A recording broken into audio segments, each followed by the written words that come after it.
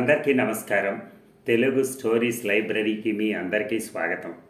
ఇప్పుడు మనం వినబోయే కథ తులసమ్మ గారు, రచన కొడవటిగంటి కుటుంబరావు గారు. ఈ కథ 1971లో యువ మాసపత్రికలో ప్రచురితమైంది. మరి కథలోకి వెళ్దామా? మా బావమరిది శివానందం, ఎరుగుదురో లేదో చాలా పేరు ప్రఖ్యాతులు గల సంఘ సంస్కర్త. వాడు సాంఘిక దురాచారాలు, స్త్రీలు అనే శీర్షికతో అనేక వ్యాసాలు రాశాడు. వీలు పడినప్పుడు ఉపన్యాసాలు కూడా ఇచ్చాడు. మన వంటి పామరులకు అయోమయంగా ఉండి తలా తోక తెలియని స్త్రీ విద్య, స్త్రీ స్వాతంత్రం మొదలైన విషయాలు వాడికి కరతల అమలకాలు. ఈ విషయాల్లో దేని గురించి అయినా సరే ఒక్క నిమిషం వాడు మాట్లాడగా విన్నవాడికి వాడి యొక్క గొప్పతనం స్పష్టంగా తెలిసిపోవలసిందే. నేడు పలానా వాడి చెల్లెలి భర్తను అని తెలిసిన మీద నన్నెంతమందో అధికంగా గౌరవించడం కూడా జరిగింది. అయితే మా శివానందాన్ని, వాడి ఉపన్యాస ధోరణిని తోస్కరించే వాళ్ళు కూడా కొందరు లేకపోలేదండోయ్. వాడిని చిన్నతనం నుంచి బాగా ఎరిగిన వాళ్ళు, వాడి ఆప్త బంధువర్గము, ఇందులో నన్ను కూడా కలపండి, వాడి యందు ఎక్కువ గౌరవం కలిగి ఉండకపోగా వాడిని కొంచెం నిరసనతో చూసేవారు కూడా. వాడికి ఒక స్నేహితుడు సెర్చ్ లైట్ అని నామకరణం చేశాడు. దగ్గర నుంచి కంటే దూరాన్ని నుంచి ఎక్కువ కాంతివంతుడుగా కనిపిస్తాడు అనే అర్థంలో. ఈ నూతన నామాన్ని మా శివానందం చాలా కాలం పాటు మరొక అర్థంలో తీసుకున్నాడు. గాఢత మనస్సులో అమితమైన జ్ఞాన ప్రకాశం కలగజేసేవాడని. ఆ పేరు వాడికి కొద్ది కాలంలోనే స్థిరపడిపోయింది. Hitler, Mussolini, Charlie Chaplin, Ramsay, MacDonald మొదలైన గొప్ప వాళ్ళని తీసుకోండి, వాళ్ళందరికీ దగ్గర వాళ్ళు ఉండి తీరుతారు. ఏడ్చావులే నీ మొహంలే అని అనగలవాళ్ళు. వాళ్ళును కూడా మన మాదిరిగానే ఈ అంతర్జాతీయ వ్యక్తులను నోట్లో తెరుచుకొని చూడటం అంటే, నోళ్ళు తెరుచుకొని చూడటం అంటే చూడరు. సహజంగా అతి పరిచయం గౌరవ హాని హేతువు. ఇదే మా శివానందానికి వర్తిస్తుంది. మరి కానీ వాడి దగ్గర వాళ్ళమంతా వాడిని చూస్తే మూర్ఛపోకపోవటానికి ఇది ఒక్కటే కారణం కాదు, ఇంకా కారణాలు ఉన్నాయి. కారణాంతరాల వల్ల నేను జరిగిపోయిన విభవనామ సంవత్సరం యావత్తు బెజవాడలో గడపవలసి వచ్చింది. గవర్నర్పేటలో శ్రీనివాస శాస్త్రి గారి డాబాలో ఉత్తరం వైపు భాగం చాలా చౌకగా దొరికింది. అది మాట్లాడుకున్న వెంటనే నా భార్యను తీసుకొచ్చి అందులో ప్రవేశించాను. శ్రీనివాస శాస్త్రి గారు చాలా పెద్ద మనిషి, మాకెంతో ఆప్తుడల్లే ఉండేవాడు. మమ్మల్ని ఇద్దరిని ఆయన తన మూడో తరం వాళ్ళని చూసినట్టు చూసేవాడు. మాకు ఆయన దగ్గర చనువు తీసుకుని మాట్లాడటానికి పట్టించేది కాదు. ఏమండి బాబుగారు, ఇల్లు అయితే చాలా బాగుంది, కానీ బయట ఉన్నప్పుడు కొంచెం ఇబ్బంది అండి.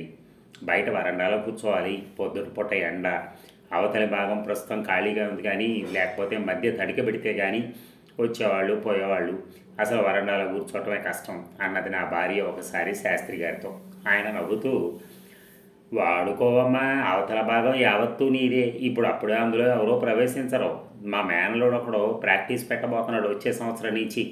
వేసవి కాలం కూడా ఇక్కడే గడుపుతాడేమో. ఈ 3 నెలల భాగ్యానికి అద్దె ఇవ్వటం ఎందుకని ఉంచేశాను అన్నాడు. ఇంతకీ నా భార్య బయట ఉండనే లేదు. శాస్త్రి గారి మేనలుడు కాయలబడి వేసవి కాలం బెజవాడలో గడపడానికి రాను లేదు. బెజవాడ ఎండలకి పిల్ల నలిగిపోతుంది అని మా మామగారు నా భార్యని 5వ నెల గర్భిణీగా ఉండగానే తీసుకుపోయాడు. ఒళ్ళు జాగ్రత్త, కాపాడుకోండి అని నాకు గంభీరంగా సలహా ఇచ్చి నా భార్య పుట్టింటికి వెళ్ళిపోయింది తండ్రి వెంట. వేసవి కాలం వెళ్ళిపోయింది. ఇంటికి అంతకు నేను ఒక్కడనే. నాకు ఈ ఏర్పాటు బాగానే ఉంది. నేను సామాన్యంగా ఎవరితో పడితే వాళ్ళతో స్వేచ్ఛగా మాట్లాడగలవాడిని కాను. ఆ చాకచక్యం మా బావమరిది శివానందం దగ్గర ఉంది. నా మటుకు నాకు ఒంటరిగా ఉండటమే బాగుంటుంది. ఇంతలో మా ఇల్లుదారు శ్రీనివాస శాస్త్రి గారు వచ్చి దక్షిణం వైపు భాగంలో ఎవరో ప్రవేశించబోతున్నారని చెప్పాడు.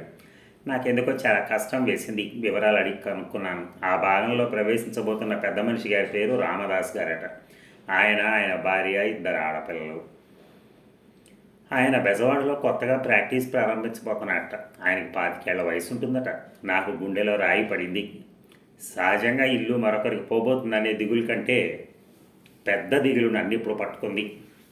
యువతల భాగంలో నేను తాత్కాలిక బ్రహ్మచారిని, అవతల చిన్న వయసులో ఉన్న భార్యాభర్తలు. నేను కూడా కాపురం చేస్తూ ఉండినట్లయితే అంత చిక్కు లేకపోయేది. ఎవరి మహాలోకంలో వారు ఉండేవారు. ఇప్పుడు డాక్టర్ రామదాస్ గారికి పెళ్ళాంతో స్వేచ్ఛగా మాట్లాడేందుకైనా ఉంటుందా? సరసాలు అవి ఆడుకునేటందుకు ఏమైనా ఉంటుందో అవకాశం? ఆయన భార్య గారికి గొంతెత్తటానికైనా ఉంటుందా పాపం? నాకు నిజానికి వారు ఏం చేస్తున్నారో పట్టదని అనుకోండి, వారు ఆ మాట అనుకోవద్దా?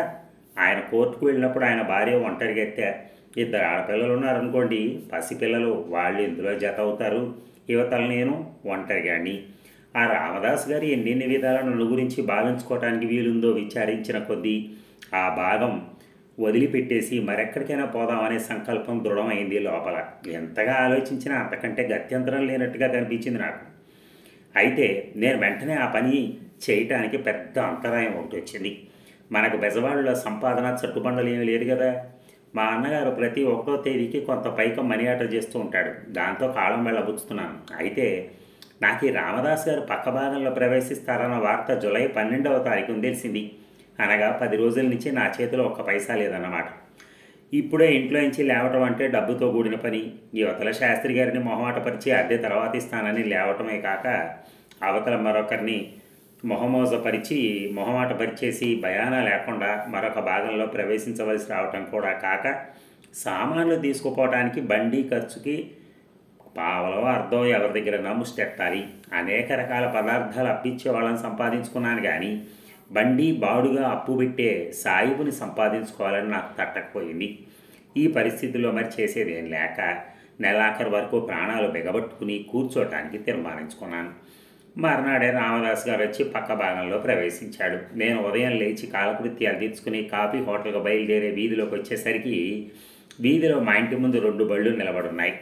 ముందు బండిలోంచి ఒక 20 సంవత్సరాల వయసు గల సామాను ఛాయ మనిషి చంటి పిల్లను భుజాన వేసుకొని దిగుతోంది. ఒక నల్లని పొట్టి మనిషి, ఒక 3 ఏళ్ల ఆడపిల్ల అంతకు పూర్వమే బండిలోంచి దిగి బండి పక్కన నిల్చొని ఉన్నారు. ఆ 3 ఏళ్ల పిల్ల సంబరంతో ఏదో బిగ్గరగా అరుస్తోంది. వెనక బండి సామానుంది. నేను ఈ దృశ్యం చూడటం కట్టిపెట్టి గబగబా కాఫీ హోటల్ వైపు నడవసాగాను. హోటల్ నుంచి తిరిగి ఇంటికి రాబుద్ది పొట్ల. అంచేత అలవాటు లేకపోయినప్పటికీ 10-10:30 వరకు వాళ్ళ ఇళ్ళకి వీళ్ళ ఇళ్లకు వెళ్ళి ఏదో బాధ కానిగొట్టి భోజనం వేళకు మళ్ళీ హోటల్కి వెళ్ళి భోజనం చేశాను. అప్పుడు కూడా కాళ్ళు ఇంటివైపు తిరగడానికి నిరాకరించాయి. ఇంటికి పోకూడదనే నా సంకల్పం చప్పబట్టం మొదలెట్టింది. కొంచెంసేపు ఎటు తేల్చుకోలేక పోయాయి. ఒక్కనాటికే ఇట్లా అయితే 20 రోజులు నేనేం గడపగలను? ఏకాఏకిని లైబ్రరీకి వెళ్ళాను. అక్కడ కాలం ఎట్లా గడిచిపోయిందో తెలియదు. పుస్తకాల మధ్య సులభంగానే గడిచిపోయినట్టు కనపడింది. కానీ దీపాలు పెట్టే వేళ లైబ్రరీ నుంచి బయటకు వచ్చేటప్పటికి ఇల్లు జ్ఞాపకం వచ్చేటప్పటికి ఇంటి మొహం చూసి ఎన్నో యుగాలైనట్టుంది. లోపల నుంచి చెప్పరాని గుబులు ఒకటి బయలుదేరింది. ఇంటికి వెళ్ళి ఒకసారి ఇంటి మొహం చూసినట్టు కూడా అవుతుంది. స్నానం చేసి బట్టలు మార్చుకుని ఊళ్ళోకి వెళ్ళి వీలైతే ఎవరితోనన్నా సినిమా ప్రోగ్రాం వేసి ఈ హోటల్లో మళ్ళీ భోజనం కానిచ్చుకుని 2వ ఆటకి సినిమాకి వెళ్ళి నిశిరాత్రి వేళకు కొంపకు చేరి గుట్టు చప్పుడు కాకుండా పడుకుని నిద్రపోదామని కార్యక్రమం ఏర్పాటు చేసుకున్నాను. నేను మా వరండాలకు వచ్చి తలుపు తాళం తీస్తూ ఉంటే రామదాస్ గారి హాల్లోంచి అన్నగారు అని ఆడగొంతుతో పిలుపు వినపడింది. రామదాస్ గారి భార్య కావాలు అనుకుంటూ ఎవరిని పిలుస్తోందా అని ఆశ్చర్యపడుతూ తలుపు తాళం తీసి పెద్ద చప్పుడుతో తలుపులు లోపలికి దోసి లోపలికి పోబోతూ ఉండగా చంటి పిల్లనెత్తుకుని బండి దిగుతుండగా నేను పొద్దున చూసిన స్త్రీ రామదాస్ గారి భార్య లోపల నుంచి బయటకు వరండాలోకి వచ్చి నవ్వుతూ, మిమ్మల్నేనండి అన్నగారు పలకరే అంది. అప్పటికి కూడా ఆమె పలకరిస్తుంది నన్ను కాదని నమ్మ చూశాను. కానీ అసాధ్యమైంది. నేను తడువుకుంటూ మీరు పిలవటం వినలేదు, నన్ను కాదనుకున్నాను అని పిచ్చిగా సమాధానం చెప్పాను. మీ దగ్గర నిప్పెట్టె ఉంటే ఒకసారి ఇస్తారు. మా నిప్పెట్టె సామాన్లు ఎక్కడ పడిపోయిందో ఎంత వెతికినా కనిపించలేదు అందామె. ఒక్క క్షణం ఆగండి, పెట్టెలో ఉంటుంది నా నిప్పెట్టె, వెతికిస్తాను అని లోపలికి వెళ్ళి ఆమెకు నిప్పెట్టె వెతికి తీసుకొచ్చి ఇచ్చాను. అంటే అగ్గిపెట్టె. ఆ విధంగా ప్రారంభమైంది నాకు తులసమ్మ గారితో పరిచయం. ఆవిడ వంటి ఆడదాన్ని నేను ఎక్కడా చూడలేదు.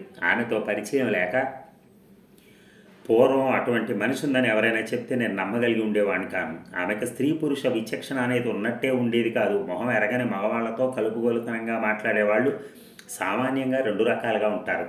ఒక రకం సంఘం చేత గర్హించబడే రకం. 2వ రకం అమిత గడుసైన ఆడది తులసమ్మ గారు. 3వ రకం మనిషి. ఆమె అమిత సాధువు. ఆమె ఎవరితోనూ ఏ విషయాన్ని గురించి వాదనలకు దిగదు. అందరితోనూ ప్రతి విషయంలోనూ ఏకీభవించే మనిషి. కొంతమంది ఆడవాళ్ళకి ఒక ప్రజ్ఞ ఉంటుంది. వాళ్ళు తమ మొగుళ్లను నెత్తి మీద పెట్టుకుంటూ ఇతర పురుషులు తమ మొగుళ్ళ కాలి గోరికి పోలరన్నట్టుగా తమకు పొద్దస్తమానం మొగుళ్ళను గురించిన ధ్యాసే తప్ప మరొక ధ్యాస లేనట్టుగా స్పష్టంగా లోకానికి తెలియజేస్తారు. తులసమ్మ గారు అటువంటిది కాదు. లోకంలో ఉన్న మనుషుల్లో మొగుడు కూడా ఒకడు అన్నట్టుగా ఉండేది. ఎవరన్నా నా బోటివాడు వాళ్ళ ఇంట్లో 10 సంవత్సరాలు ఉన్నప్పటికీ ఒక్కసారైనా ఎంత స్వల్ప విషయానికి కానీ ఆమె మొగుడు విషయంలో పక్షపాత బుద్ధి కనపరిచిందని అనుకోలేడని నా నమ్మకం. కానీ ఆమెకు మొగుడు మీద ఎంతో అభిమానం ఉందని నేను తెలుసుకున్నాను.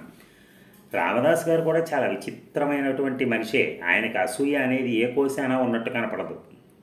భార్యను గౌరవించేవాడు. వాళ్ళిద్దరూ ఎన్నడూ కొంచెంగానైనా ఘర్షణ పడేవాళ్ళు గారు. ఆయన చాలా మితభాషి. ఇంట్లో కూడా అలాగే ఉండేవాడు. పిల్లను కూడా వాళ్ళు తమతో సమానంగా చూసేవాళ్ళు. తల్లిదండ్రులు, ఆ అమ్మాయి అందరితోనూ సమానస్తురాలలాగే మాట్లాడేది. పెద్ద చదువులు ఎందుకు, ఏ ఇంట భయము, క్రోధము, అసూయ అడుగు పెట్టలేవో ఆ ఇల్లు స్వర్గంతో సమానం కాదా? రామదాస్ గారో లేకపోతే తులసమ్మ గారో నన్ను దాదాపు ప్రతిరోజు ఆతిథ్యానికి పిలుస్తూనే ఉండేవారు తమ ఇంటికి. నేను పెడసరితనం చేసి ఎక్కువసార్లు తప్పించుకుపోయినప్పటికీ నెలకు 5-6 సార్లు తప్పనిసరిగా వారింట భోజనం చేయవలసి వచ్చేది. ఇక 1వ తారీఖు వచ్చింది. మా అన్నగారు డబ్బు పంపాడు. నేను ఇల్లు మార్చే విషయం పూర్తిగా మర్చిపోయాను. ఈ పరిస్థితుల్లో శివానందం వచ్చి మా కొంపలో తిష్ట వేశాడు. వాడు కొంపలో అడుగుపెట్టిన క్షణం నుంచి నా మనస్సు ఎందుకో పరిపరి విధాలా పోవటం మొదలుపెట్టింది. వీడేదో వెధవ పని చేయకుండా ఇక్కడి నుంచి పోడు అని నాకు అప్పుడే అనుమానం కలిగింది. ఎందుకంటే మా వాడి సంగతి నేను ఎరగన. వాడి బుద్ధి స్త్రీని గురించి మననం చేసి చేసి తన్మయత్వం పొందింది. వాడి కాళ్ళకి ప్రతి ఆడది మగ పశువుల వాతబడిన ఒక సుకుమారమైనటువంటి పుష్పం. ఆడదాని దర్శనమే వాడి హృదయాన్ని కలిచివేస్తుంది. ఈ వెధవ తులసమ్మ గారి చూసి ఒక్క నిట్టూర్పు విడిస్తే, పైగా ఆవిడ నాతో చనువుగా మాట్లాడటం చూసి వీడు ఏమీ అనుకోకుండా ఊరుకుంటాడా? మా వాడు ఇక్కడున్న 4 రోజులు నన్ను పలకరించొద్దు అని నేను ఆమెను వేడుకోవడం భావ్యంగా ఉంటుందా? నన్ను పలకరించినట్టుగానే ఆమె వాడిని కూడా చనువుగా పలకరిస్తే మోటవాడు మొగలి పువ్వు సామెత అవుతుందేమో. తులసమ్మ గారి కొత్త పద్ధతి ఒకటి ఎందుకు ప్రారంభించిందా అనిపించింది. ఆమె స్త్రీ పురుష విచక్షణ చేయకపోవటం అకస్మాత్తుగా నాకు అరుచికరం కావటం మరి మొదలుపెట్టింది. అందరు ఆడాళ్ళకి మళ్ళీనే తులసమ్మ గారు కూడా మగముండా కొడుకులను తప్పించుకొని తిరగరాదా అనిపించింది. మా సంఘ సంస్కర్త ఏవైనా తప్పుడు వేషాలకు దిగితే ఏం చేయాలో ఆమె చూసుకోగలదనే ఆలోచన నాకు తట్టనే లేదు. వీడు ఏదన్నా ఒళ్ళు మరిచి ప్రవర్తిస్తే ఆవిడ పెద్ద పెట్టున అరిచి మూర్చపోయి చివరికి తప్పంతా నీదే అంటుందేమోనని నాకు ఒక అస్పష్టమైనటువంటి భయం. అటువంటి వాటికి నన్ను బాధ్యుణ్ణి చేయదు అని నాకు తట్టలేదు. నేను అనుకున్నంత అయింది. అంటే మా శివానందం వచ్చి ఒక అరగంట అయినా ఇందో లేదో తులసమ్మ గారు, ఏమండి అన్నగారు, మా భాగంలోకి వచ్చి మా వాడిని చూడగానే ఈ అన్నగారెవరు అంది. మా శివానందం ఆమె వంక వర్ణనాతీతమైన వెధవమొహం ఒకటి వేసి చూడటం మొదలెట్టాడు. నేను బలవంతాన చేసిన పాపం చెప్పుకుంటున్న వాడల్లే మా బావమరిది అన్నాను. ఆ పైన తులసమ్మ పెద్ద ఆప్తుడిని చూసిన దానల్లే వాడితో సంభాషణ పెట్టుకుని వాడి పుట్టు పూర్వత్తరాలన్నీ విచారించి నా భార్య కులాసాగా తిరుగుతున్న సంగతి కనుక్కొని ఆ రాత్రికి మమ్మల్ని ఇద్దరిని తమ ఇంటికి భోజనానికి ఆహ్వానించింది. ఇక నేను ఒక చెంపేందుకు లెమ్మంటుంటే మావాడు సరేనని వాగ్దానం చేశాడు. ఆమె వెళ్ళగానే మా శివానందం మెరుస్తున్న కళ్ళు నా మీదకు తిప్పి నన్ను ఆపాదమస్తకం పరీక్షిస్తూ చిన్న గొంతుతో, రకం భారీగానే ఉందే, మంచి ఏర్పాటే చేసుకున్నావు, అంతేలే, ఏమిటి లేకపోతే వేదవ బ్రహ్మచర్యం అన్నాడు.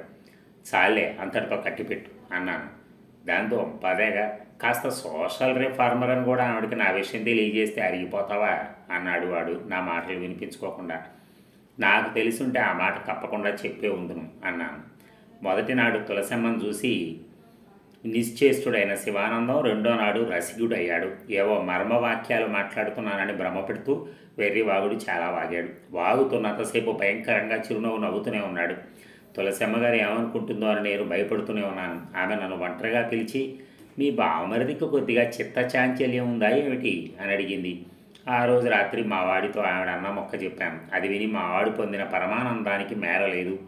కేసు యావత్తు అయోమయంగా ఉన్న స్థితిలో ఒక చిన్న విషయం తెలియగానే షెర్లాక్ హోమ్స్ ది క్లూ అంటూ అట్లాగే కుర్చీలోంచి మత్తులో నుంచి లేచి గదంతా నత్యము చేసి ఉంటాడు. మా వాడి సంతోషం నాకేం అర్థం కాల. తరచి అడగ్గా చాలాసేపు ఉందిలే అని చివరికి తెలియజేశాడు. ఆమె ఆ మాట అనడం తన మీద మనస్సు పడ్డదని తెలియచేయటం అని ఈ శుభవార్త నా చేతనే చెప్పించడంలో ఆమె తన అమితమైన నేర్పరితనాన్ని ప్రకటించిందట. నిజంగా మతిపోయిన వాడు తప్ప అలా అనుకోడు గనక నేను మా వాడికి తులసమ్మ గారు అన్నట్టు మతిపోయిందేమో అనుకున్నాను. వచ్చిన మూడో నాడు శివానందం పప్పులో కాలేశాడు. నేను నిద్రపోతున్నాను. అవతల రామదాస్ గారు లేడు. మధ్యాహ్నం 3 గంటలప్పుడు మావాడు చల్లగా ఆవలి భాగంలోకి వెళ్ళి ఆమె సావిట్లో బియ్యం బాగు చేసుకుంటూ ఉంటే ఆమెకు కాస్త తన వాంఛ ఎరిగించుకున్నాడు. తులసమ్మ సమర్థురాలు. మా వాడిని తల వాచేటట్టు చివాట్లు పెట్టడం మొదలుపెట్టింది. ఆమె గొంతు విని నేను లేచి వెళ్ళాను. ఒక్క క్షణంలో నాకంతా అర్థమైపోయింది. తులసమ్మ గారు జరిగిందంతా నాకు చెప్పేసిన తర్వాత నాకు ఆవిడ మీద కోపం పోయింది. ఆడది మగాడిని పట్టుకు జాడిస్తుంటే నేను సహించలేకపోయాను. మంచి ఆడది సమర్థురాలు కూడా కావటం నేను ఊహించలేకపోయాను. సహజంగా మా బావమరిది ఆమెను అడగగానే ఆమె మర్యాదగా నువ్వు పొరపడ్డావు నాయన, నేను అటువంటి దాన్ని కాను అన్నదట. అంటే మా వెధవ నీకు మావాడు నచ్చినంత మాత్రం నేను నచ్చకపోయినానా అని ఆమెను అడిగాడట. నేను వాడిని నా గదికి తీసుకొచ్చి నా వంతు కొన్ని వడ్డించి వేగిరం ఇంటి దారి పట్టమన్నాను. చాలా బాగా చెప్పావులే, నేను పొరపాటు పని చేసి ఉండొచ్చు, అందుకని ఒక ఆడది ఒక మగ పురుషుని పట్టుకుని అన్ని మాటలు అనగా నీ మగతనం ఏమైనది, చూస్తూ ఊరుకున్నావు అని చెప్పాడు నన్ను వాడు. నీ సంఘ సంస్కరణ ఏమైంది? ఆడది తన విషయం తను చూసుకోలేక ప్రతి స్వల్ప విషయానికి ఏ మొగుడు మీదనో ఆధారపడాలా? అయితే రామదాస్ గారు వచ్చేదా కాగు, ఆయన చేతనే నీకు తగిన పరామర్శ చేయిస్తాను. అసలు నువ్వేమి సంఘ సంస్కర్తవరా? నీ ఆదర్శాలకు సరిపోయే ఆడమనిషి నీ వెధవ జన్మకు ఒకటి కనిపిస్తే ఆ ఒక్కతోనే భోగందాన్ని అడగవలసిన మాట అడిగిన వాడివి అని వాడిని 6 గంటల బండికి ఆయత్తం చేశాను. అదండి కథ. ఎవరైనా ఒంటరిగా ఎక్కడైనా ఉన్నారు, మహిళలు కానీ ఆడపిల్లలు కానీ ఉన్నారంటే మనం ఏదో ఒకటి మాట్లాడేయాలి, వాళ్ళని గురించి ఏదో ఒకటి తెలుసుకోవాలి మనం, లేదా వాళ్ళకి మన ప్రేమ వ్యక్తం చేయాలి. లేకపోతే కొంచెం వేరే విధంగా ఆలోచిస్తే ఒక రోజుకి వెళ్ళి రావాలి, 3 రోజులకి వెళ్ళి రావాలని ఏదో ప్లాన్లు వేసేవాళ్ళు ఉంటారు చూడండి. అది వాళ్ళ గురించి రాసినటువంటిది. వాళ్ళకు ఒక హెచ్చరికగా ఆ రచయిత రాసినట్టుగా అనిపించింది నాకు. ఎందుకంటే కనపడటానికి అందరూ బాగానే కనపడతారు, కానీ మీరు ఎప్పుడైనా ఆడవాళ్ళ దగ్గరికి వెళ్ళినప్పుడు ఆడవాళ్ళ మాటలకు అర్థాలు వేరేలే అంటారు చూసారా. దండమని మీరు ఆ చూపు చూసి అయ్యో చూపు చూసేసింది నా వైపు అని చెప్పని వెళ్ళారనుకోండి, అక్కడికి పోతే చెప్పు జాడిస్తారు. అందుకని ఎలా ఉంటుందంటే మనం చాలా జాగ్రత్తగా ఉండాలి ఆడవాళ్ళతో కదా. అందుకోసం ఆ కథ ఆ రకంగా చెప్పటం జరిగింది. శుభ్రంగా అతను కూడా సెటిల్ అయిపోయినట్టుగా కనపడింది. Thank you very much. ధన్యవాదాలు.